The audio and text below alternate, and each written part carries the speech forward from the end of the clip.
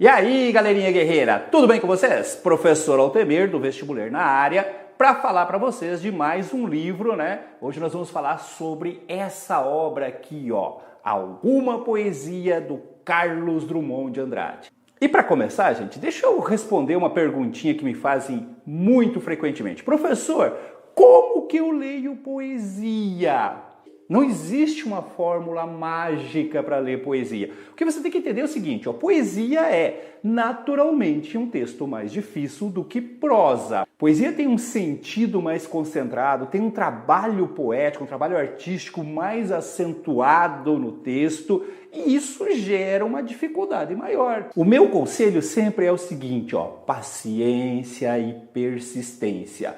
Não adianta querer achar que vai ler um poema uma vez e vai entender. Como dizia João Cabral de Melo Neto, um poema lido uma única vez é um poema mal lido.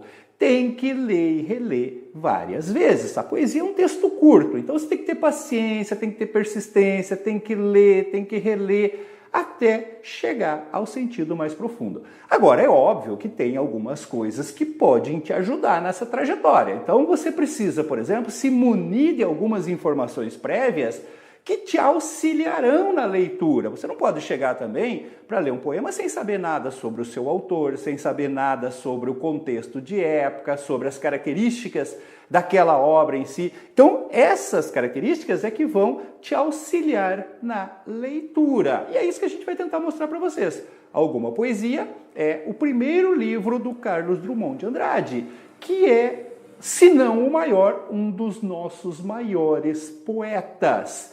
O Carlos Drummond de Andrade tem uma temática muito vasta, né? Mas nós podemos selecionar como principais esses aqui, ó. O indivíduo, a terra natal, a família, que fala muito, né, sobre esse ambiente familiar, né, de Minas, da família dele de Minas. Os amigos, o choque social, né, o tema social é muito forte na poesia dele também. O conhecimento amoroso, qual poeta que não fala sobre o conhecimento amoroso? A própria poesia, né, a metalinguagem sobre o fazer poético, sobre o sentido da poesia no mundo. Exercícios lúdicos, que são aqueles experimentalismos feitos com a linguagem, características da metade do século ali. E o estar no mundo, a poesia filosófica, a poesia de investigação existencial. Ah, professor, mas isso não é exclusivo dele. Exatamente, a maioria dos poetas tem isso, tá? Mas isso é associado com um contexto, uma biografia, uma história de vida e o contexto sociopolítico, econômico, cultural em que essa obra foi produzida. Nesse livro que nós estamos analisando, predomina mais esses elementos iniciais, principalmente o indivíduo. É uma poesia muito voltada para posturas, né, mais individuais, pensamentos mais individuais, dentro de um contexto que a gente vai falar para vocês agora. Alguma Poesia é um livro lançado em 1930. Como eu falei, é o primeiro livro do Drummond. Só que a poesia do Drummond já vinha sendo divulgada em revistas do modernismo. Gente, o Drummond nasceu em 1902. Então o Drummond não participou ativamente da Semana da Arte Moderna, que aconteceu em 1922. Primeiro, porque ele era bastante jovem ainda. E segundo, porque ele não era de São Paulo, né? Você sabe que foi um grupo paulista que fez a Semana da Arte Moderna. Ele era de Minas. Mas ao longo dos anos 20 foi ele que liderou o movimento modernista em Minas Gerais. Ele acabou conhecendo o Mário, o Oswald Bandeira, né? E influenciado principalmente pelo Mário de Andrade, ele acabou criando Revista Moderna, né? Liderando um grupo mineiro de modernistas. Então, o que nós percebemos nessa primeira poesia, na poesia que aparece nesse primeiro livro dele? Uma forte identificação com o modernismo do primeiro tempo. As características que aparecem naquilo que a gente chama de modernismo do primeiro tempo, aquele período que vai da Semana da Arte Moderna até 1930, estarão predominando ao longo dos poemas que compõem essa obra, Alguma Poesia. E que características são essas, professor? Olha só. Os versos livres, aqui no sentido amplo, que eu já explico sempre para vocês, sem métrica, sem rima, sem regularidade na estrofe, liberdade absoluta. É o chamado versilibrismo, né? Liberdade que os primeiros modernistas defendiam aí. O coloquialismo, ou seja, a incorporação da linguagem do dia a dia, da linguagem do cotidiano, da oralidade dentro do texto literário, isso é uma marca característica desse primeiro momento também. O prosaísmo, a temática prosaica, a temática do dia a dia, né? Fazer poesia das coisas simples do cotidiano, romper com aquele padrão de poesia, que a poesia tem que ser sobre coisas exóticas, belas, elevadas. Os modernistas vão defender a ideia de que o bom poeta é aquele que consegue captar a poesia das coisas simples, das coisas do cotidiano. Isso é o que a gente chama de prosaísmo. O humor, uma marca das mais características desse primeiro tempo, é o humor, né? Fazer poesia com humor. Então, o chamado poema piada, poema em forma de piada mesmo, a paródia, né? Refazer textos clássicos partindo para o lado humorístico, o uso da ironia, que é muito característico em alguns poemas também. Depois nós temos também a ideia da brevidade e da concisão, que é outra marca característica desse primeiro período. Você tem que lembrar, gente, que o século XX, essa chamada modernidade, é marcada exatamente por uma mudança de ritmo de vida, né? A urbanização, a industrialização faz com que tudo comece a acontecer de forma mais acelerada, mais corrida. Não há mais espaço para aqueles poemas longos, para aqueles capítulos longos. A literatura vai meio que se adequando a essa situação. Então, na prosa, nós temos os chamados capítulos relâmpagos, curtinhos, e na poesia nós temos o poema pílula ou poema minuto, o poema concentrado em poucas palavras, tá? Então, brevidade, concisão é uma forma característica também da modernidade que aparece muito nesse livro Alguma Poesia. E não podíamos deixar de citar também a influência das vanguardas europeias. As vanguardas que acontecem no final do século XIX, ainda início do século XX, irão influenciar fortemente a produção literária desse primeiro tempo modernista, desse período, né, de 22 a 30, que é o período em que esses poemas que compõem Alguma Poesia foram produzidos. Tá? Como eu falei para vocês, o livro saiu em 1930, mas são poemas que foram produzidos, alguns até já tinham sido divulgados em revistas, jornais, ao longo dos anos 20 aí. Certinho? Vamos tentar ver como que nós encontramos isso em alguns exemplos de poesia do Alguma Poesia? Vamos começar com esse poema aqui, ó, que é um marco na história da poesia brasileira, No Meio do Caminho. É talvez o poema mais conhecido desse livro aí. E é uma coisa interessante, gente. Esse poema foi publicado antes do livro e ele já tinha feito um grande sucesso. Drummond já era um poeta conhecido antes mesmo de lançar o seu primeiro livro, por causa desse poema. No meio do caminho tinha uma pedra no meio do caminho. Tinha uma pedra, no meio do caminho tinha uma pedra. Nunca me esquecerei desse acontecimento na vida de minhas retinas tão fatigadas. Nunca me esquecerei que no meio do caminho tinha uma pedra. Tinha uma pedra no meio do caminho. No meio do caminho tinha uma pedra.